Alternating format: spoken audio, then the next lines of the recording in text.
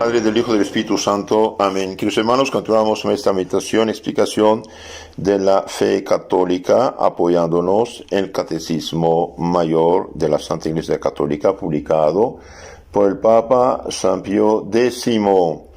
Hoy vemos la virtud de la caridad. En este catecismo es la pregunta 898 y siguientes. Ahora vamos a profundizarla en esta charla número 2 consagrada a la caridad. Hemos visto que la caridad es una virtud sobrenatural infundida por Dios en nuestras almas, mediante la cual amamos a Dios por sí mismo y sobre todas las cosas, y al prójimo como nosotros mismos por amor de Dios. Hoy voy a analizar esto a fondo apoyándome en el libro del padre Antonio Royo Marín, gran teólogo tomista de Santo Tomás de Aquino del siglo XX. Ser o no ser santos, esta es la cuestión.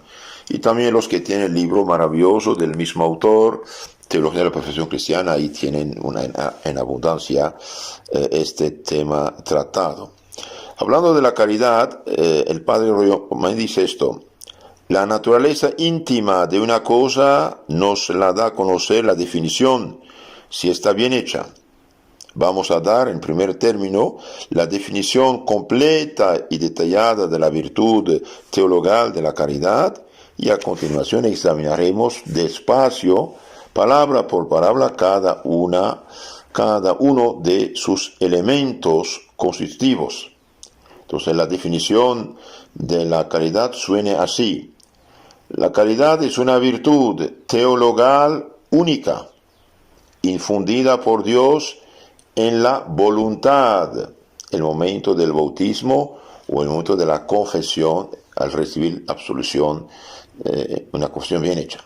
Entonces, la caridad es una virtud teologal única, infundida por Dios en la voluntad, por la cual el justo, el alma justificada, santificada, ama a Dios por sí mismo con amor de amistad sobre todas las cosas, y a sí mismo y al prójimo por amor de Dios. Entonces, primero ama a Dios y después ama a sí mismo y ama al prójimo por amor de Dios. Veamos palabra por palabra esta definición. La caridad. La palabra caridad puede tomarse en diversos sentidos. Puede tener, entre otros, los siguientes significados: el amor esencial, el amor personal, el amor de Dios hacia el hombre, el amor de benevolencia, el amor de compasión hacia el prójimo, el hábito sobrenatural, etc. Veamos esto. El amor esencial con que Dios se ama a sí mismo y a todas las cosas por sí mismo, significa en cierto modo con la naturaleza misma de Dios, según la sublime expresión de San Juan: Dios es caridad, y el que vive en caridad permanece en Dios y Dios en él. 1 San Juan 4:16. Entonces hay el amor esencial con que Dios se ama a sí mismo y a todas las cosas por sí mismo. Significa, en cierto modo, con la naturaleza misma de Dios. Dios es caridad, Dios es bondad. Después se habla del amor personal en el seno de la Santísima Trinidad, o sea, el Espíritu Santo en persona.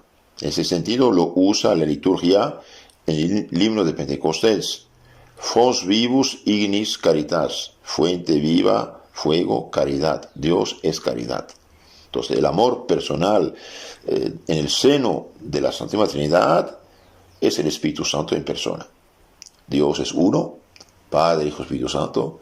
Dios piensa, reflexiona, podemos decir, su pensamiento, sabiduría, inteligencia, se llama Hijo, engendrado y no creado, consustancial al Padre, dice el credo.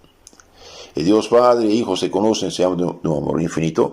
Este amor infinito personal es el Espíritu Santo. Entonces, el amor personal en el seno de la Santa Trinidad, o sea, es el Espíritu Santo. En ese sentido lo usa la liturgia: Dios es caridad. Tercera parte, el amor de Dios hacia el hombre, principalmente en el orden sobrenatural, según aquello de Jeremías profeta: con amor eterno o con caridad eterna te amé, Jeremías 31:3, y aquello de San Juan, la caridad de Dios hacia nosotros se manifestó en que Dios envió al mundo a su Hijo unigénito para que nosotros vivamos por Él. Entonces, el amor de Dios hacia el hombre también se llama caridad.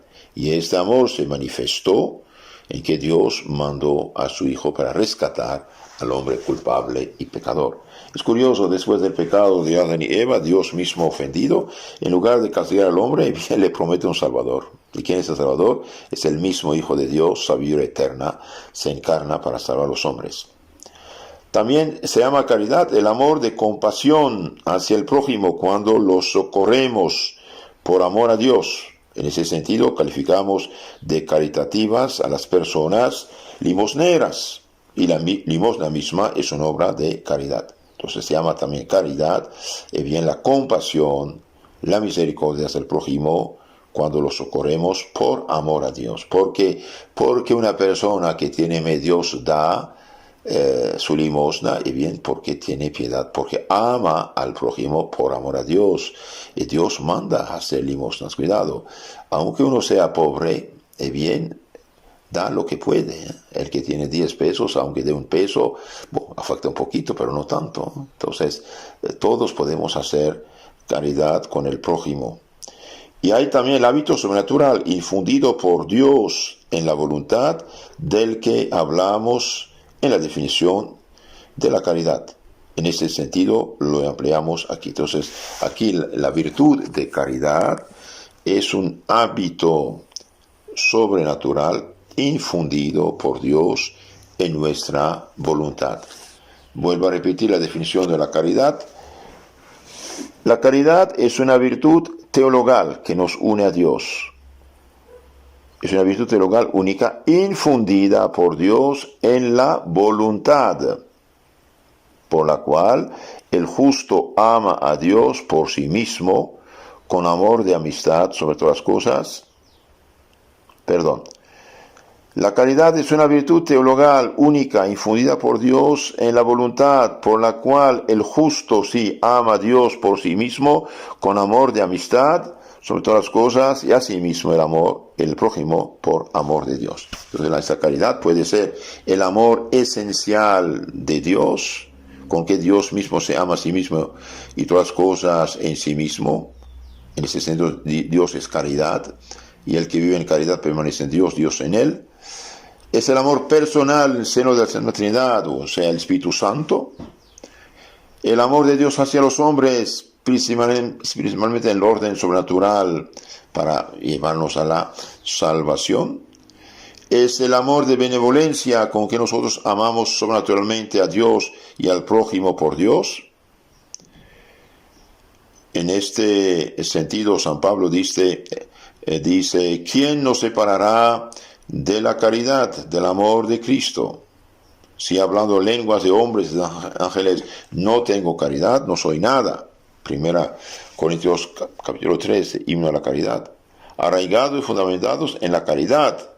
Efesios 3, 17, soportándoos los unos a los otros con caridad. Efesios 4, 2. Entonces, queridos hermanos, hay este amor de benevolencia con que nosotros amamos sobrenaturalmente a Dios y al prójimo por Dios. Este es el sentido de las palabras de la Biblia. ¿Quién nos separará de la caridad de Cristo? Si hablo las lenguas de los ángeles hombres, es decir, que tengo todas las ciencias humanas y divinas y teológicas, y conoce la Biblia de memoria, y es un orador de primera, y no sé, pero si no tiene caridad es nada, es absolutamente nada. Es nada. Debemos también soportarnos los unos a los otros con caridad. Y es el amor de compasión hacia el prójimo, lo que llamamos dar caridad, socorrer al prójimo por amor de Dios, ayudar a la viuda, al huérfano, al necesitado, por amor a Dios. Eso se llama caridad. Y finalmente, hemos dicho, es el hábito infundido en nuestra voluntad, por la cual, mediante la cual amamos a Dios. Esto dice el padre Rollo Marín acerca de la definición de la caridad. Seguimos un poco más, es muy interesante. Entonces la caridad es una virtud teologal, es decir, nos une a Dios, pero la caridad no puede existir sin la gracia, la santidad en una alma. Un alma en pecado mortal, aunque sea un pan de Dios, bien no tiene la caridad, cuidado.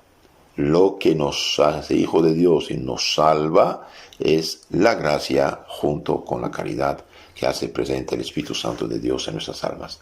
El que es en pecado mortal, bien, no tiene la caridad, no tiene la gracia, aunque tenga todavía, gracias a Dios, la virtud de la fe y de la esperanza, pero esto nos salva sin la caridad. Entonces es una virtud teologal. Es virtud porque evidentemente es un acto bueno y laudable en toda expresión de la palabra. Y es teologal porque tiene al mismo Dios como objeto propio e inmediato. Es única. La caridad en efecto es una virtud específicamente una, en especie átoma, indivisible. No se puede dividir la caridad. O uno tiene caridad sobrenatural, está en gracia de Dios, o está en pecado mortal. No puede dividirse. La caridad en efecto es una virtud específicamente una y en especie átoma, no puede dividirse, indivisible. Porque aunque su objeto material lo constituyen objetos tan varios, diferentes entre sí, Dios, nosotros, el prójimo, el motivo del amor, que es la razón especificativa, es único, la bondad divina en sí misma. Y como objeto de la bienaventuranza común a él, a nosotros y al prójimo, dice Santo Tomás de Aquino. Entonces, uno tiene la caridad sobrenatural. No puede tener un poquito, tener muchito, esto no existe. ¿Está en estado de gracia o está en pecado mortal? ¿Es vivo o es muerto? De esta característica del hecho de que la caridad sea una sola virtud indivisible, aunque recaiga sobre tres objetos materiales tan diferentes, se desprenden dos consecuencias importantes. El amor sobrenatural de nosotros mismos o del prójimo por Dios tiene el rango y la categoría de virtud teologal, porque tiene siempre a Dios como motivo formal, que es la razón específica, aunque el motivo material sea distinto de Dios. Ama a Dios, ama al prójimo por amor a Dios, ama a mí mismo por amor a Dios, porque todo es por amor a Dios. Cuando nos amamos a nosotros mismos y al prójimo por algún motivo distinto de Dios, por ejemplo, por simpatía natural, compañerismo, compasión de sus miserias, por simple parentesco natural, etc., no hacemos un acto de caridad sobrenatural en el sentido estricto de la palabra, sino de una simple virtud natural o adquirida, de filantropía, altruismo, incomparablemente inferior a la caridad. Entonces, cuando uno ama a sí mismo o ama al prójimo por motivo distinto de Dios, simpatía natural, compañerismo, miseria, etcétera, parentesco o sangre, bien, esto se llama filantropía o altruismo, pero es mucho más inferior a la caridad infusa. Eso también es bueno saberlo. Entonces, San Pablo, en el capítulo 13, en 1 Corintios, ¿no? Si diera todos mis bienes a los pobres y no tengo caridad, no tengo nada, no tengo nada.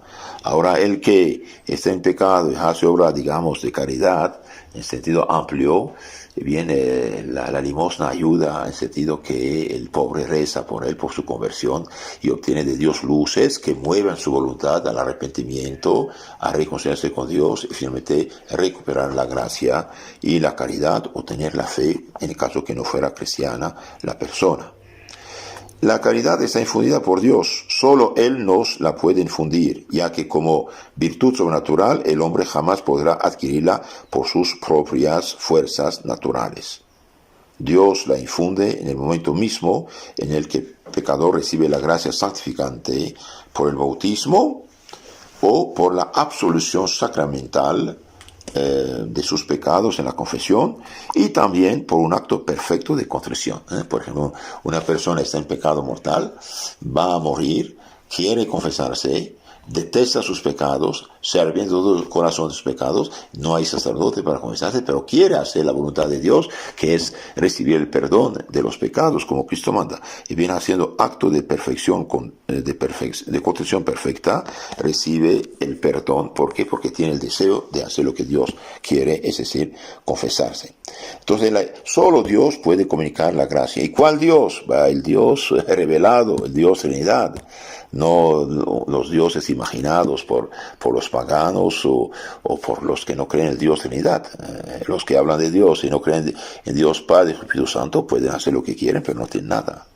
Hablan de Dios, de una manera filosófica podemos decir, pero no teológica, no revelada, y rechazan la revelación. Entonces solo Dios puede infundir la caridad en los corazones, y solo Dios puede dar su Espíritu Santo a la gente, que es el amor personal de Dios.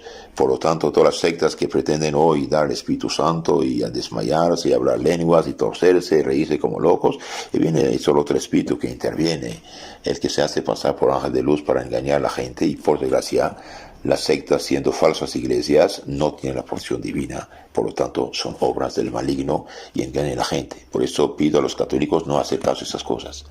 El menor grado de caridad en el alma cristiana viene superior a hacer milagros, a resucitar muertos, a hablar lenguas, a hacer todas esas cosas. Cuidado, esto es lo de menos, los de menos. Incluso hasta el pecador puede hacer esas cosas. De hecho, Cristo lo dice, capítulo 7 de San Mateo, 15-23.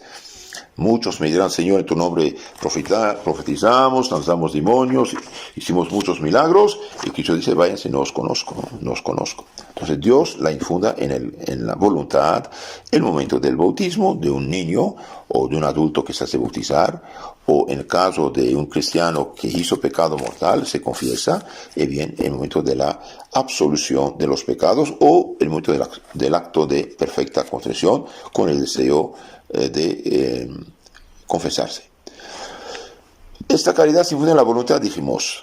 La caridad como hábito infuso reside en la voluntad, ya que su acto es un movimiento de amor hacia el sumo bien, y el amor y el bien constituyen precisamente el acto, el objeto de la voluntad. Entonces, el acto y el objeto de la voluntad es el amor. Uno ama, por eso se dirige hacia, dice Santo Tomás de Aquino en la segunda 24 de la Suma Teológica. Entonces, la caridad como hábito infuso reside en la voluntad, ya que su acto es un movimiento de amor hacia el sumo bien, hacia Dios, y el amor y el bien constituyen precisamente el acto y el objeto de la caridad. De esa doctrina se desprende una consecuencia lógica muy importante, a saber, que el amor sensible no es necesario ni tiene nada que ver con la caridad sobrenatural, que es una realidad suprasensible. Entonces no es necesario sentir, no es necesario desmayarse, no es necesario hablar lenguas como dice, no, cuidado, aquí no ten bien esto. Debido que la caridad se infunde en la voluntad, siendo algo, un hábito infuso, sobrenatural,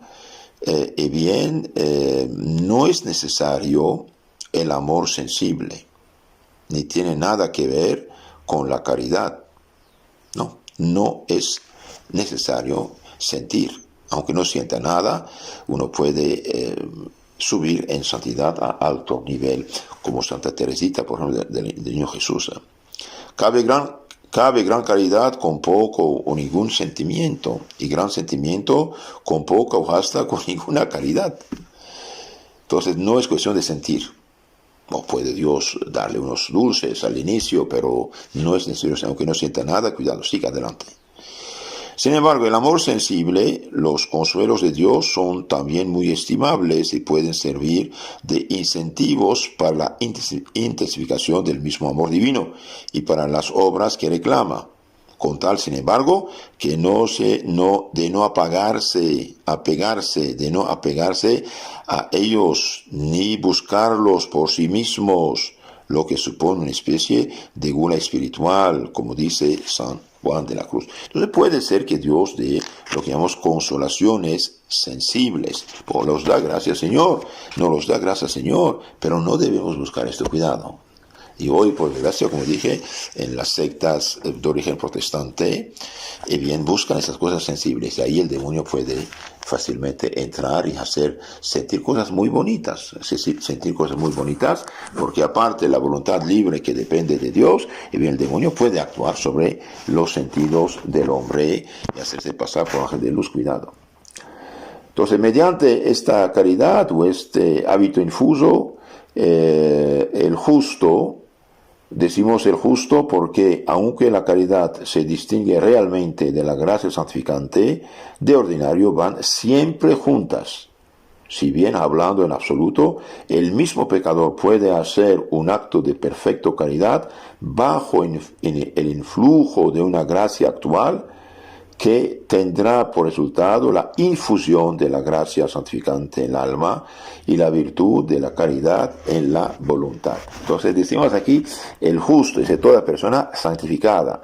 Pero supongamos, un pecador está en pecado mortal, con su inteligencia ve que ha fallado a Dios, que está al borde del infierno, se pone de rodillas, si la salud lo permite, no es necesario en sí, se pone de rodillas, llora sus pecados, se arrepiente de todo corazón del pecado que hizo, o detesta su pecado y quiere confesarse como Dios mandó para expulsar el pecado de su alma, y bien ya está haciendo bajo el influjo de esta gracia, de esta gracia actual que Dios le da, está haciendo un acto de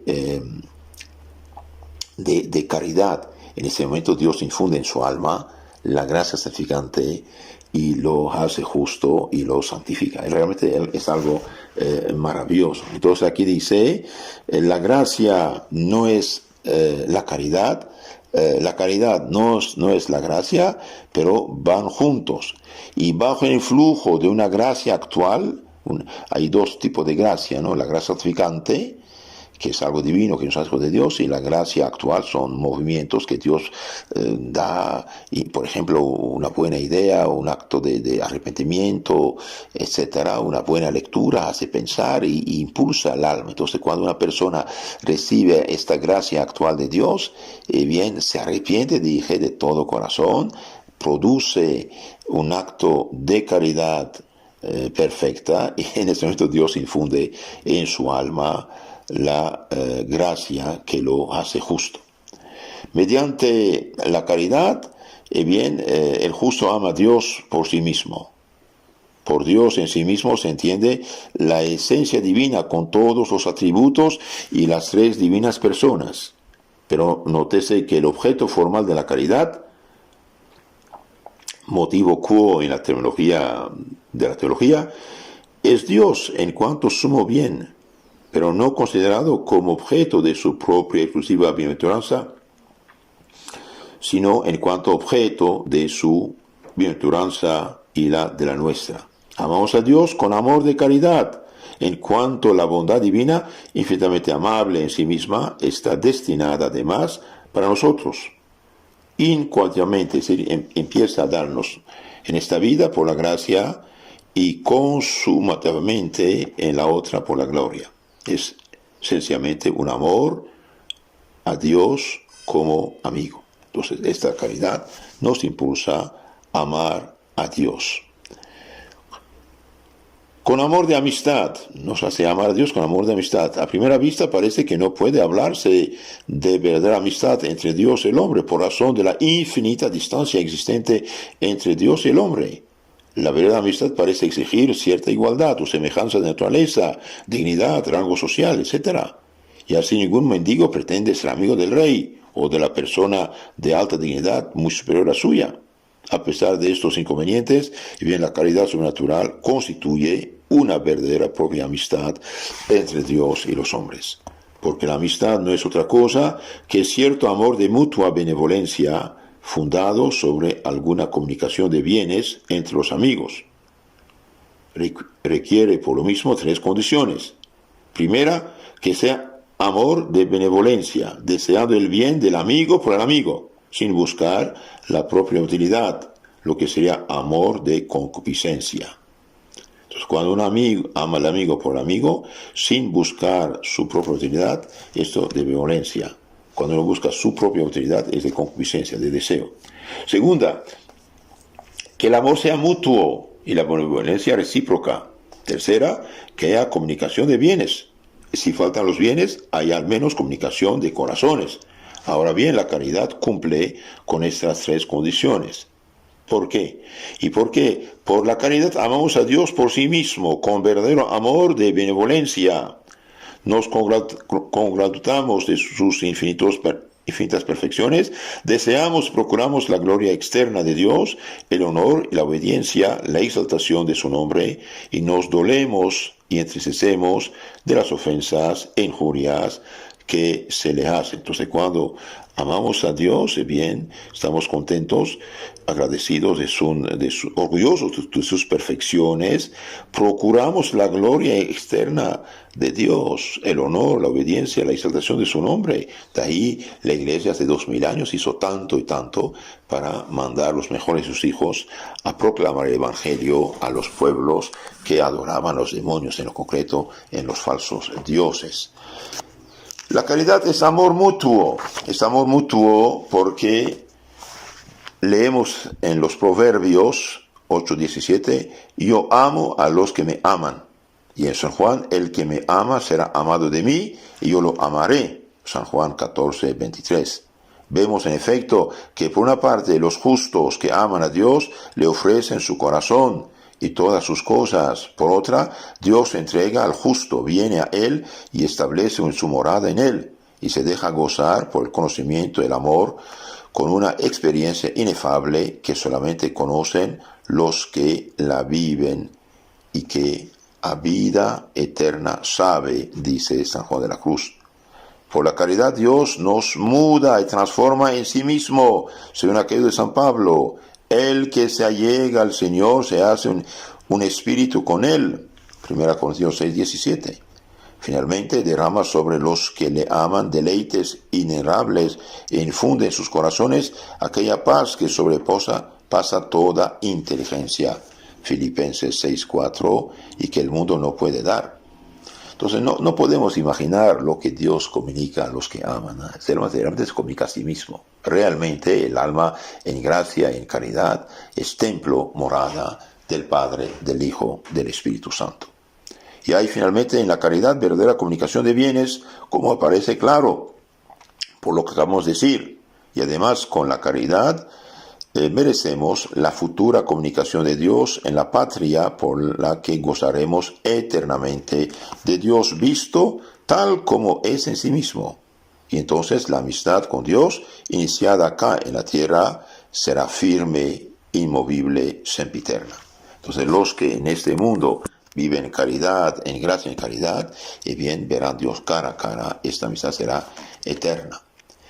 Y esta caridad nos hace amar a Dios más que todas las cosas, sobre todas las cosas. Lo prescribe así la Sagrada Escritura, tanto en el Antiguo como en el Nuevo Testamento. Amarás al Señor tu Dios con todo tu corazón, con toda tu alma, con todas tus fuerzas y con toda tu mente, y al prójimo como a ti mismo. San Lucas 10:27, Deuteronomio 6:15. Esa totalidad de afecto con que se ha de amar a Dios significa que no se puede amar a ninguna otra cosa más que a Dios, ni tanto como a Dios. Entonces, el que peca gravemente, concretamente, ama la cosa con la cual peca más que a Dios.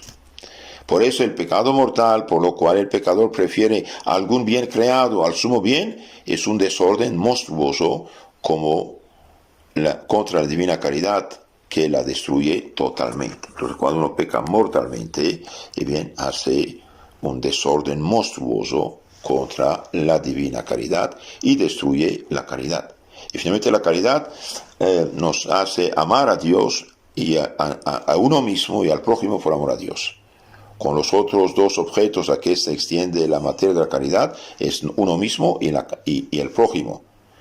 Entre ellos ocupa el primer lugar el amor que nos debemos a nosotros mismos, que debe ser el modelo, el ejemplo del amor que hemos de tenerlo al prójimo. Y amamos al prójimo por amor a Dios. Es el motivo formal de la caridad en todos sus aspectos y manifestaciones. La razón de amarnos a nosotros mismos y al prójimo con amor de caridad ha de ser siempre Dios, o sea, la divina bondad en sí misma y como objeto de nuestra de nuestra común bienaventuranza.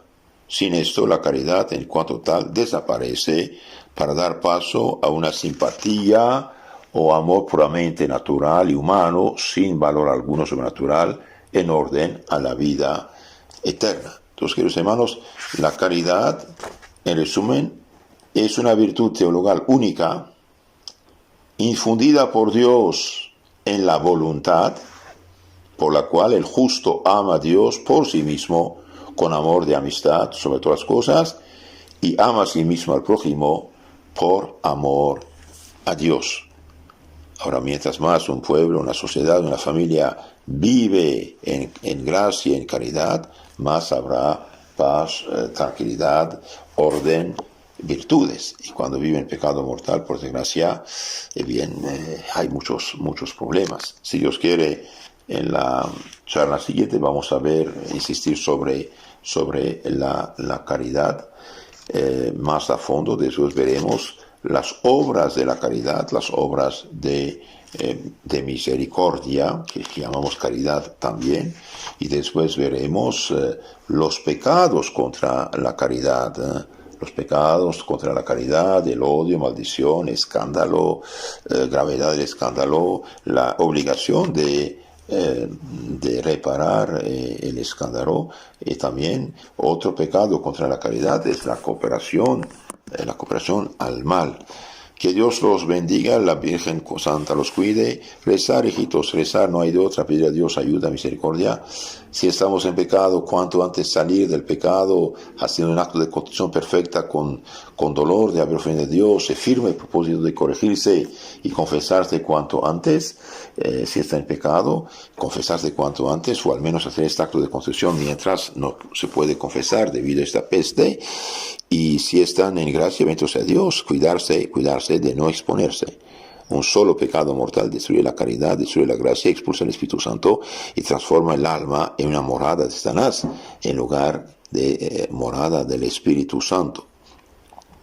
Y tratemos de ayudar al prójimo, evangelizándolo, rezando por él, dándole buen ejemplo, buenos consejos, mandándole, por ejemplo, estas charlas, dándole un catecismo, un librito para que conozcan. Es muy importante. Si Cristo dio su vida y su sangre para los pecadores, nosotros tenemos que hacer algo también por ellos. Que la Virgen Santísima, llena de caridad, nos cuide. Amén. En nombre del Padre, del Hijo, del Espíritu Santo. Amén.